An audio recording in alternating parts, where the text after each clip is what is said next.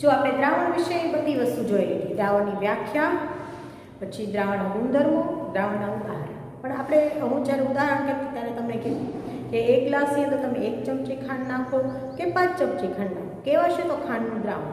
એનો અર્થ એ થયો કે કોઈ પણ દ્રાવણ બનાવીએ ત્યારે દ્રાવણમાં રહેલા દ્રાવ્યના ઘટકો અને દ્રાવક બંનેનું પ્રમાણ અલગ અલગ હોઈ શકે છે. તો આપણને કેવી રીતે ખબર પડે કે આ દ્રાવણ છે એ એમાં કેટલું ખાંડ છે, કેટલું પ્રમાણમાં દ્રાવ્ય પદાર્થ ઓગાળેલો છે, કે કેટલા પ્રમાણમાં દ્રાવક લીધેલું છે, બરાબર?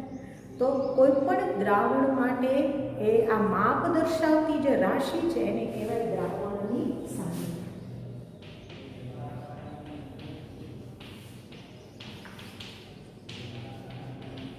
દ્રાવણની સાંદ્રતા કોને કહેવાય? જો અહીંયા આપણે થોડુંક ડિટેલમાં એટલે જોઈએ છીએ કે આ દ્રાવણની સાંદ્રતા વિશે તમે જો સાયન્સ રાખશો તો 11-12ની અંદર ડિટેલમાં આવશે, એના બધા દાખલા આવશે. અત્યારે તમારે દાખલા નીકળી ગયા છે પણ ત્યારે આવશે તો તમને ખ્યાલ હોવી જોઈએ, બરાબર? તો દ્રાવણની સાંદ્રતા એટલે શું? તો આપેલ જથ્થાના દ્રાવણમાં હાજર રહેલા દ્રાવ્યની માત્રા કે આપેલ જથ્થાના દ્રાવકમાં ફરીથી જોઈએ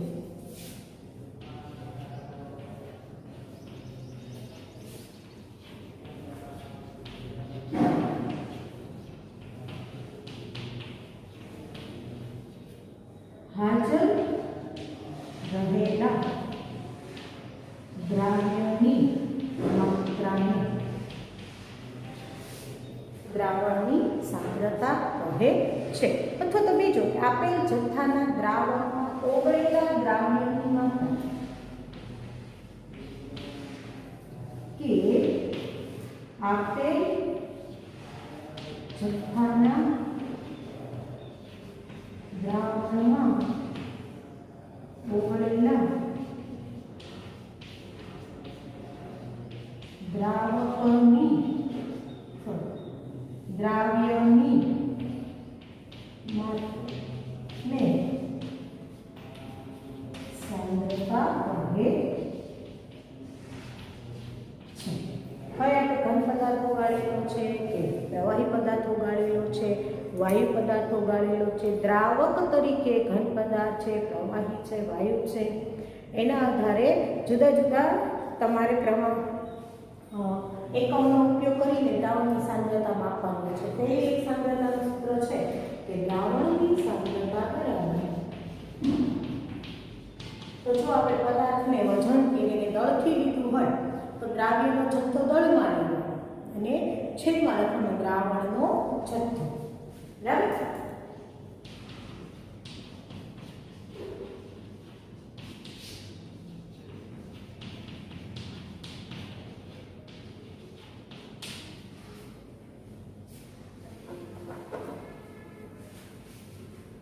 એટલે આના આધારે આપણે આ જે છે ને એના આધારે આ સૂત્ર બને છે.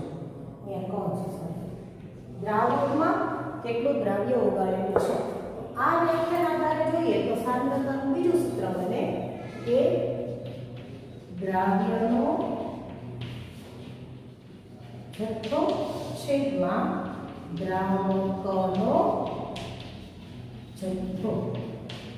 એટલે તમે દ્રાવણની સાંદ્રતા બે રીતે માપી શકો છો કે જો તમે દ્રાવણમાં કેટલું દ્રાવ્ય નાખ્યું છે, કેટલી ચમચી મીઠું ઓગાળ્યું છે કે પાણી ઓગાળ્યું છે કે કોઈ પણ દ્રાવણની અંદર આપણે દ્રાવ્ય પદાર્થ કેટલો ઓગાળેલો છે એ જથ્થાનું આપણે કરીએ તો આ રીતે સૂત્ર મૂકવાનું. અને દ્રાવ્યનો જથ્થો દ્રાવકના જથ્થાને એટલે કે 2 ગ્લાસ પાણીની અંદર 1 લીટર પાણીમાં 2 ગ્રામ ખાંડ ઓગાળે છે કે 2 ગ્રામ મીઠું ઓગાળ્યું છે તો એ હવે જો અહીંયા શબ્દ બોલ્યો લીટર, ગ્રામ, એટલે કોઈ પણ દ્રાવણની સાંદ્રતા શોધવા માટે આપણે આ સૂત્રનો તો ઉપયોગ કરીએ છીએ, પરંતુ એ વખતે દ્રાવ્ય અને દ્રાવકનો જથ્થો આપણે કયા એકમમાં માપીએ છીએ, એનું દળ માપીએ છીએ, એનું કદ માપીએ. જો લીટર એ કદનો એકમ છે, ગ્રામ એ દળનો એકમ છે. તમે એનું દળ લ્યો છો એટલે વજન લ્યો છો કે કદ લ્યો છો, એના આધારે દ્રાવણની સાંદ્રતા છે એના બે અલગ અલગ સૂત્ર પણ તમને મળે છે, જેમાં આપણે દ્રાવણની સાંદ્રતામાં ટકાવાર પ્રમાણમાં લેશું. બરાબર. તો દ્રાવણની સાંદ્રતાનું ટકાવાર પ્રમાણ એવું હોય તો બે રીતે લઈ શકાય, વજનથી વજન ટકાવાર પ્રમાણ. એટલે દ્રાવણની અંદર આપણે જેટલું દ્રાવ્ય પદાર્થને ઓગાળ્યો છે એ ગ્રામમાં દળ લેવાનું અને જે દ્રાવણ છે એનું વજન લેવાનું, એનું પણ ગ્રામમાં લેવાનું. એટલે કે દ્રાવ્યનું વજન છેદમાં દ્રાવણનું વજન ગુણ્યા 100. બરાબર. એવી રીતે વજન કદથી, એટલે કે દ્રાવ્ય પદાર્થ જે ઓગાળીએ છીએ એ તો ઘન પદાર્થ છે એટલે એનું આપણે ગ્રામ લઈએ, 2 ગ્રામ 5 ગ્રામ એમ વજન લઈએ. પરંતુ દ્રાવણ બનાવ્યું છે, દ્રાવક તો પ્રવાહી હોય તો પ્રવાહીને તો આપણે લીટરમાં માપતા હોય, કદમાં માપતા હોય. એટલે આ બીજું પ્રવૃત્તિ આપણે સૂત્ર છે બીજું કે વજન કદથી. બરાબર. આ વજન કદથી કહેવાય. વજન છે તો કે દ્રાવ્યનું અને દ્રાવણનું કદ ટકાવાર પ્રમાણ હોય ને એટલે 100 વડે ગુણવાનું. બરાબર. દ્રાવ્યનું વજન દ્રાવણનું કદ ગુણ્યા 100. એટલે તમને 1 લીટર દ્રાવણમાં 5 ગ્રામ મીઠું ઓગળેલું છે તો એની સાંદ્રતા કેટલી, તો તમારે સેમ લખવાનું 5 ગ્રામના છેદમાં 1 લીટર ગુણ્યા 100 અથવા મિલીલીટરમાં પેલો તો 1000 મિલીલીટર ગુણ્યા 100. બરાબર. પછી અહીંયા જે આવ્યું હોય એ લખવાનું, આટલા ટકા ગ્રામ પ્રતિ લીટર અથવા આટલા ટકા ગ્રામ પ્રતિ મિલીલીટર. અને તે ગણતરી આપણે અત્યારે નીકળેલી છે એટલે એ આપણે આ જોતા નથી. વજનથી વજન લઈએ છીએ ત્યારે તો વજનનો ગ્રામ પરસ્પર ઉડી જાય છે એટલે ત્યાં ખાલી ટકા આવશે, એ પણ આપણે ધ્યાન રાખવું પડે. સારું. તો હવે પછીના મુદ્દામાં આપણે જોવાનું છે નિલંબન અને કલીના ગુણધર્મો. સૌથી પહેલાં નિલંબન શું છે કે પ્રવાહીમાં જ્યારે ઘન પદાર્થને ઓગાળવામાં આવે તો પદાર્થ એમાં ઓગળે છે, એમાં વિખેરાયેલા કે નિલંબિત અવસ્થામાં જોવા મળે એવા દ્રાવણને નિલંબિત દ્રાવણ કહેવાય. બરાબર. આવા નિલંબિત દ્રાવણના ગુણધર્મો છે આપણે વ્યાખ્યાન તો ભણી જ ગયા છીએ એટલે આપણે ખાલી ટૂંકમાં ચર્ચા કરીએ.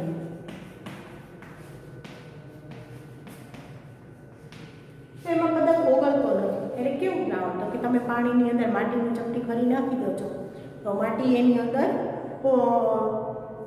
આપણે હલાવી નાખીએ એટલે મિક્સ થઈ જાય, ભળી જાય, એની અંદર માટીના કણો લટકતી કે નિલંબિત અવસ્થામાં જોવા મળે. પરંતુ થોડોક લાંબો સમય સુધી તમે એને પડ્યું રહેવા દો તો ધીરે ધીરે કણો નીચે બેસી જાય.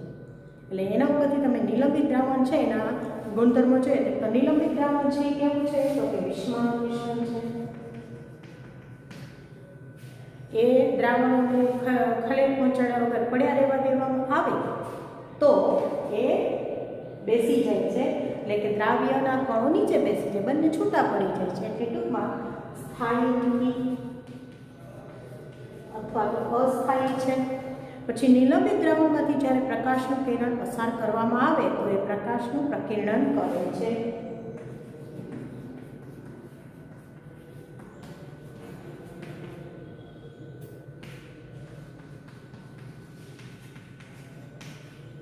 અને નિલંબિત દ્રાવણ હોય એમાં તમે એને સાદી ભૌતિક પ્રક્રિયા દ્વારા છૂટા પાડી શકો, એટલે કોઈ પણ મિશ્રણ કે દ્રાવણને સાદી ભૌતિક પ્રક્રિયા દ્વારા છૂટા પાડી શકો છો.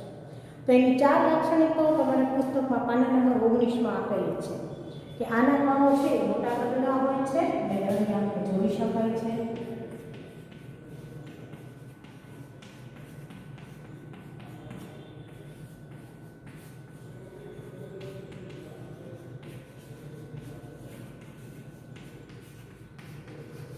પાણીના ગુણધર્મો કેમ? બરાબર. એક પ્રકારનું ઉષ્માનું મિશ્રણ છે, એનામાં મોટા કદના હોય છે, અહીં જોઈ શકાય છે. આ દ્રાવણને ખલેલ પહોંચાડ્યા વગર પડ્યા રહેવા દેવામાં આવે તો એના કણો ધીરે ધીરે નીચે બેસી જાય છે, એટલે કે દ્રાવણો સ્થાયી નથી. અને ખાસ એમાં પ્રકાશનું પ્રક્રિયા પસાર કરવામાં આવે તો પ્રકાશનું કિરણનું પ્રકીર્ણન કરે છે, બરાબર. એટલે કે એમાં પ્રકાશના કિરણો છે વિખેરણ થાય છે અને કણો દ્રશ્યમાન થાય છે. એટલે ટૂંકમાં આ જે નિલંબિત દ્રાવણ છે એના ગુણધર્મો જોઈએ એ જ રીતે કલિલ દ્રાવણ કોને કહેવાય?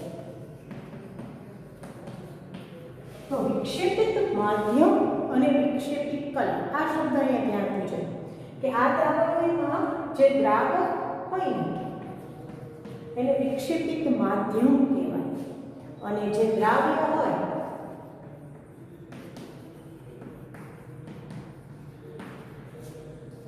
દ્રાવ્ય પદાર્થ એને વિક્ષેપિત કલા કહેવાય. ને વિક્ષેપિત માધ્યમની અંદર વિક્ષેપિત કલા એટલે કે દ્રાવ્યના કણો વિખેરાયેલા હોય, વિક્ષેપિત અવસ્થામાં હોય. તો એવું તો આમાંય છે. આમાં આપણે એવું કીધું નિલંબિત અવસ્થા, આમાં એવું કીધું વિક્ષેપિત અવસ્થા. બેમાં થોડો ફેર છે. આના કણો મોટા કદના હોય છે એટલે તમે એને નરી આંખે જોઈ શકો છો. આના કણો નાના કદના હોય છે, તમે એને નરી આંખે જોઈ શકતા નથી. એટલે આખા દ્રાવણની અંદર સમાન વિતરણ પામીને વિસ્તરેલા હોય એવું લાગે, બરાબર. પણ છતાં આ દ્રાવણોને આપણે સમાન દ્રાવણ કહી શકશું નહીં. એટલે લાગે છે સમાન પણ હોય કેવા? વિષમાં.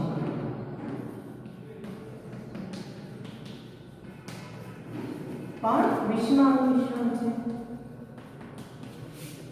દ્રાવ્યના કણોનું કદ સૂક્ષ્મ હોય છે, નરી આંખે જોઈ શકાય નહીં.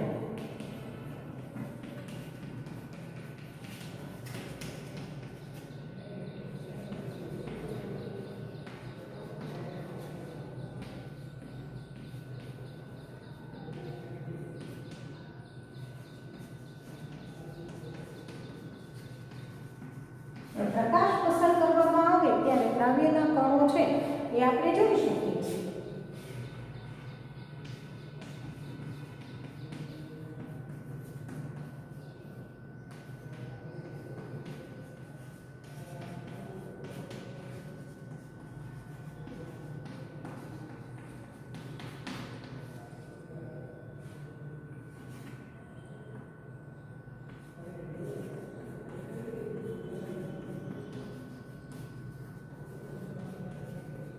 પછી દ્રાવણમાં પ્રકાશનો માર્ગ જોઈ શકાય.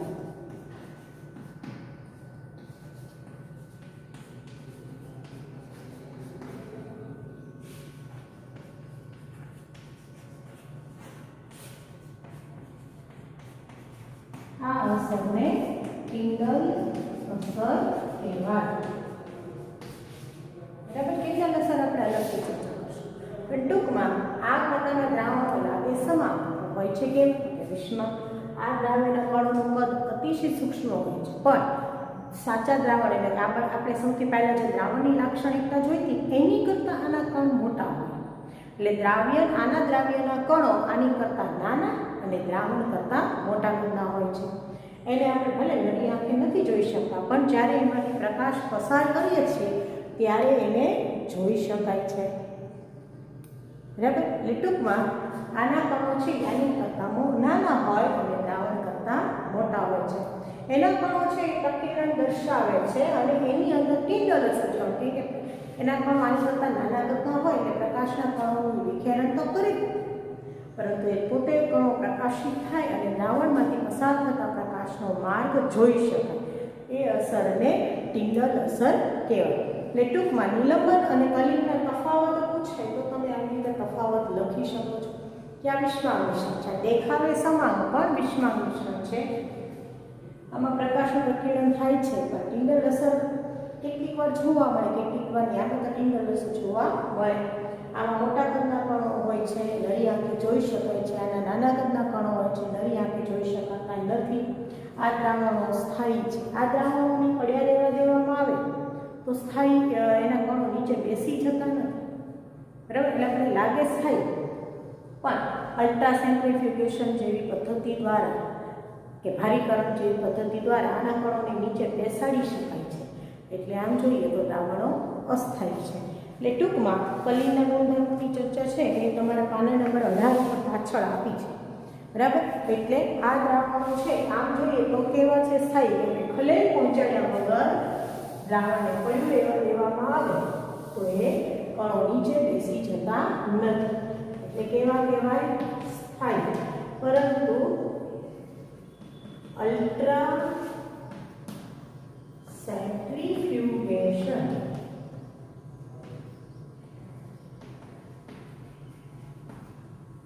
જેવી પદ્ધતિ દ્વારા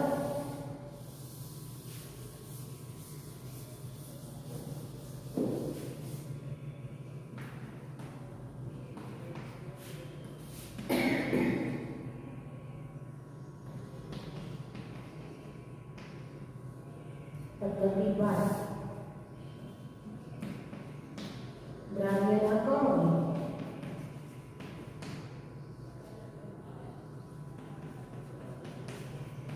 છૂટા પાડી શકે.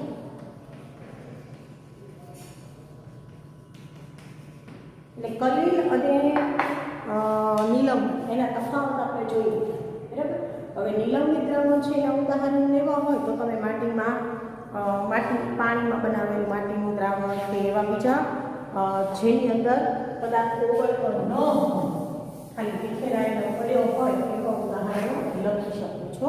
તારા પુસ્તકમાં એ આપ્યા છે ને આપણે આગલા વિડીયોમાં જેની ચર્ચા કરી ત્યારે પણ એમાં આપેલા છે, બરાબર. એટલે ટૂંકમાં નિલંબનના ઉદાહરણ અને કલીલના ઉદાહરણ જોઈએ તો કલીલના ઉદાહરણો, નિલંબનના ઉદાહરણ તમે કીધું એમ માટીની છે. હવે કલીલના ઉદાહરણો છે એમાં ખાસ તો દૂધ, ફેસ ક્રીમ, ફોમ એમ અલગ અલગ હોય છે. શું કામ અલગ અલગ હોય છે એ પણ જોઈએ કે જો એમાં વિક્ષેપિત માધ્યમ તરીકે અને કલર, બરાબર.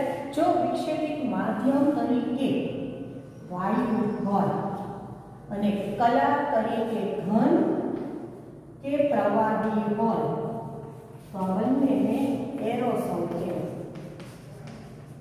અને કલીલનો પ્રકાર કહેવાય, બરાબર.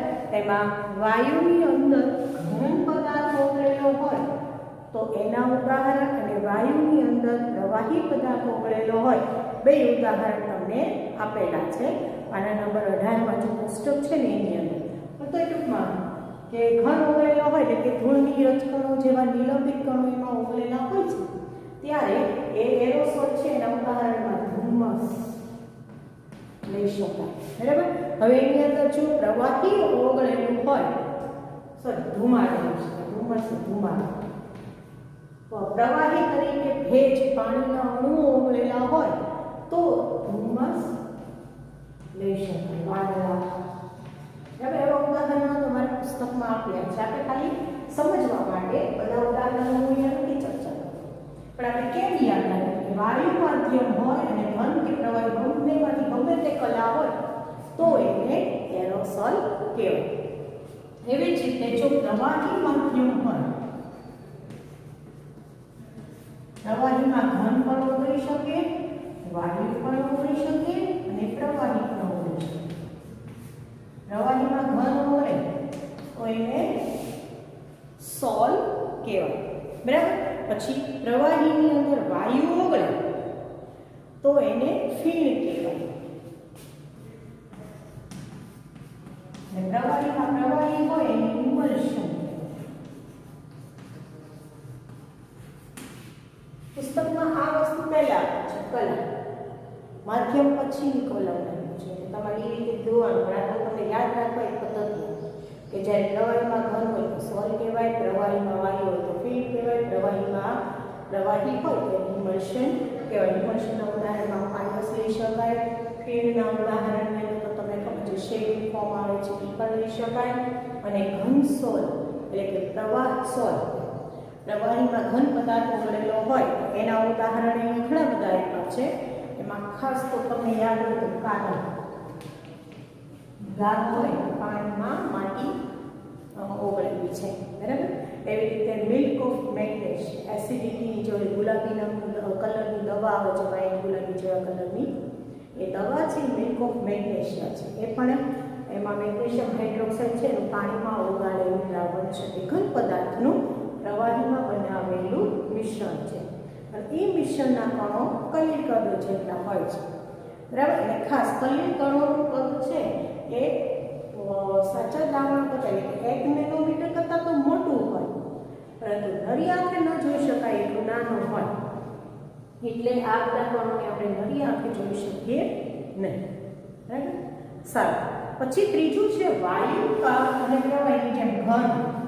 તો ઘનમાં ઘન કરેલો હોય તો ઘન સોલ. તો એના જેમ્સ બધા હીરા છે જે રંગીન સફેદ હીરો હોય એટલે એટલો કાર્બન છે.